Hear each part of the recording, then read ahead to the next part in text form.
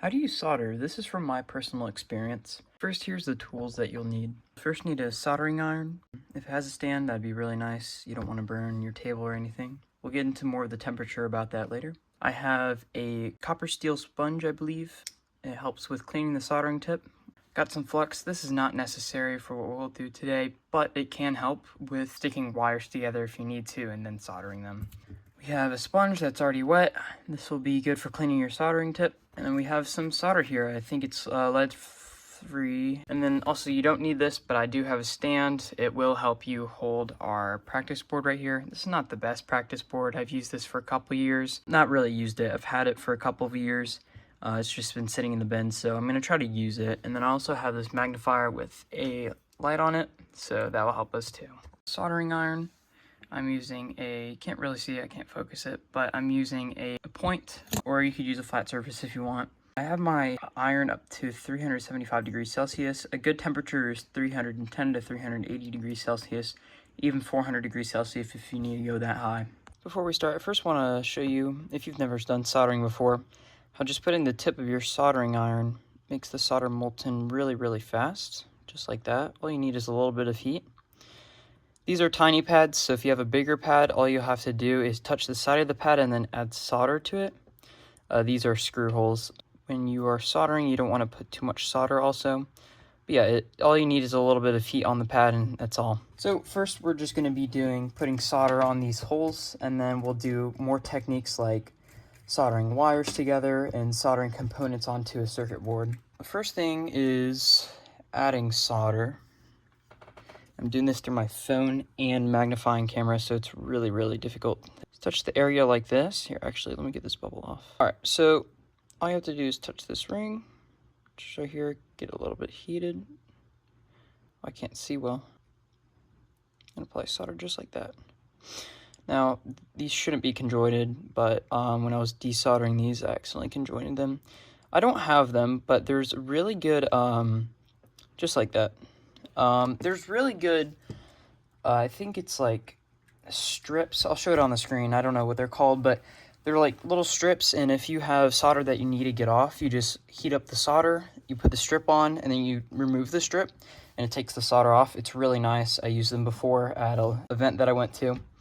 So that's how you add some solder to the board. It's not too bubbly. It's not too flat. Looks actually really nice. So next what we're going to do is some wires. So here's two wires that have already been soldered together. So let me desolder them really quick. Oh, see, that's the problem. There we go. I can just let it fall. Well, I've never seen anyone else online do this before. What I like to do is put flux on the wires, just like so. And then take some solder. What I'm just going to do, it's going to be blurry for y'all, so I'm just going to put solder on the soldering iron to make a bubble on the soldering iron with solder. That's a lot of solders. Either way, you're going to have your bubble of solder, just like this. All you're going to do, I can barely even see, gosh. All you're going to do is put that solder on that flux. And it's going to get some steam in here, but it's going to solder the two wires together. Just like so. You'll have some flux leftover residue. That was a little bit much that I had on there. So I don't have, so you can just take it with something to scrape it off. Just like so. Now you have two wires that are soldered together. All right, so how do we put components? Let me get one out. How do we put components into and solder them onto the circuits? So I'm going to take these two holes, for example, because they're open here. All we're going to do is just flip this board right now. And I know this is completely not correct. This is just for educational purposes and for showing. This one actually is supposed to be different, but that's fine. We're going to put this resistor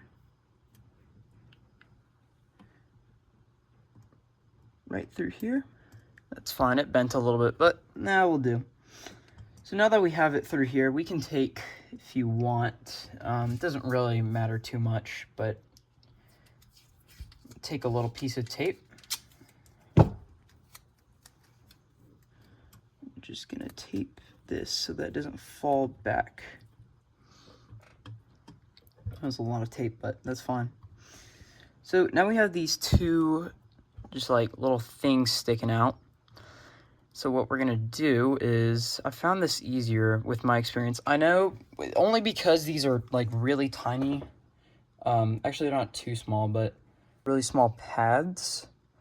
I'm just gonna be putting solder on the soldering iron and then put it on the pads. But all I'm gonna do to make this a little bit easier is put some flux on here. Not too much, because then, oh Lord, I just did that. So all I'm gonna do is put solder on the soldering iron. Again, with normal bigger pads, you wouldn't do this.